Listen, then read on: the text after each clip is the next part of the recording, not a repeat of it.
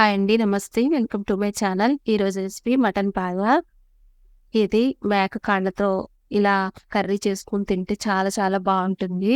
ఇది ఎందులోకైనా సరే సెట్ అయిపోతుంది. బిర్యానీ, లేదంటే దోసలు, చపాతీ వీటిలోకైనా సరే చాలా బావుంటుంది. చేసుకోవడం కూడా చాలా ఈజీ. వంట అస్సలు రాని వాళ్ళు కూడా ఇలా చేస్తే చాలా టేస్టీగా కుదురుతుంది. దీనికోసం ఓ 200 గ్రామ్స్ ఇలా మేక కాళ్ళని క్లీన్ చేసుకొని పెట్టుకోవాలి. పైన నేను స్కిన్‌లెస్ తీసుకొచ్చాము.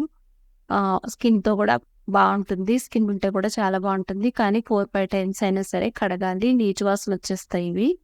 వీటిని శుభ్రంగా కడిగేసి కుక్కర్‌లో వేసేసుకొని, ఒక మీడియం సైజు ఉల్లిపాయల్ని, 2 ఉల్లిపాయల్ని చిన్న ముక్కలుగా కట్ చేసుకొని వేసుకోవాలి. మరీ చిన్న ముక్కలు అక్కర్లేదు కానీ కొంచెం నిలువుగా కట్ చేసి వేసుకున్నా సరిపోతుంది. అలాగే 5, 6 పచ్చిమిరపకాయలు ఇలా డైరెక్ట్‌గా వేసేయొచ్చు. వేయించుకోవాలంటే వేయించుకోవచ్చు కానీ ఇలా డైరెక్ట్‌గా కూడా వేసేయొచ్చనమాట. ఇలా కూడా చాలా బావుంటుంది కర్రీ.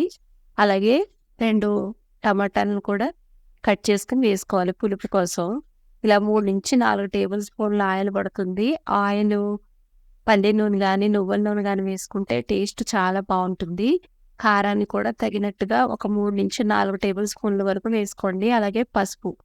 పసుపు కూడా ఒక హాఫ్ టేబుల్ స్పూన్ వరకు వేసుకోవాలి.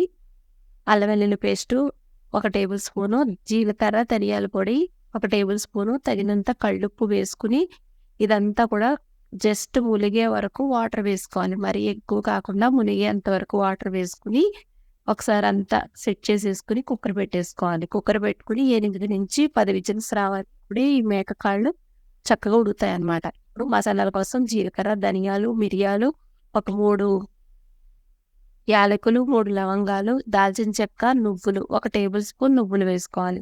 వీటన్నిటిని కూడా పొడి చేసేసుకుని మసాలా తయారు చేసుకొని పక్కన పెట్టుకుంటే మసాలా రెడీ అయిపోతుంది.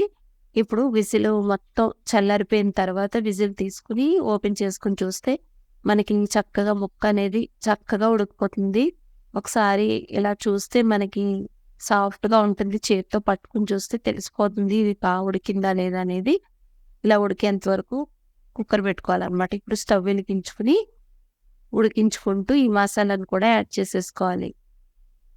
ఇలా మిక్సీకి వేసుకున్న మసాలాను కూడా యాడ్ చేసేసుకొని ఇప్పుడు ఒకసారి టేస్ట్ చూసుకొని సాల్ట్ కూడా యాడ్ చేసేసుకోవాలి తగినంతగా.